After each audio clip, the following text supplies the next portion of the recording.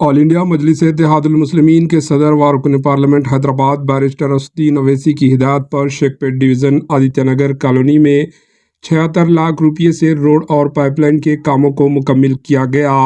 ٹولی چوکی سے سیونٹمز کو جوڑنے والی یہ روڈ بہت ہی خستہ حالات میں تھی، جس کی وجہ سے کافی حادثات ہو رہے تھے اور عوام کافی پریشان حال تھی، جس کی وجہ سے اس سڑک پر گزرنے والوں کو کافی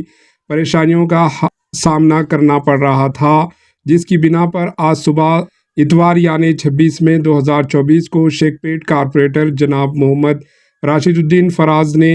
ہاتھوں نئی سڑک کا افتتاح عمل میں آیا اور آج سے یہ سڑک عوام کے جانے آنے گزر بسر کے لیے کھول دی گئی ہے۔ آل انڈیا مجلس اتحاد المسلمین کے آدتیہ نگر کالونی کے ابتدائی صدر جناب شکیل صاحب کی نگرانی میں یہ کام کو مکمل کیا گیا۔ اس موقع پر نیو آدتیہ نگر ویلفیئر ایسوسی ایشن کی جانب سے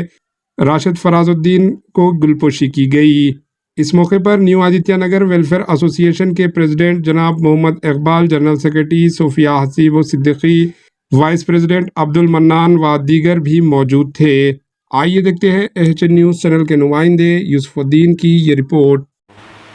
الحمدللہ صدر محترم بیرسٹر اسدالدین اویسی صاحب کی ہدایت پر شیخ پیٹ ڈویژن آدتیہ نگر کالونی میں 76 لاکھ کی BDCC روڈ اور 28 لاکھ کا NP3 پائپ لائن یہاں پر مکمل ہوا۔ یہاں پر جو 7 ٹومز کو روڈ کنیکٹ ہوتی ہے، کافی پبلک کا آنا جانا ہے یہاں سے، اور کالونی کو بھی تھوڑا تکالیف ہو رہی تھی، کیونکہ لاسٹ پوائنٹ ہے یہ شیخ پیٹ کا، جہاں سے نیچرل جو پانی کا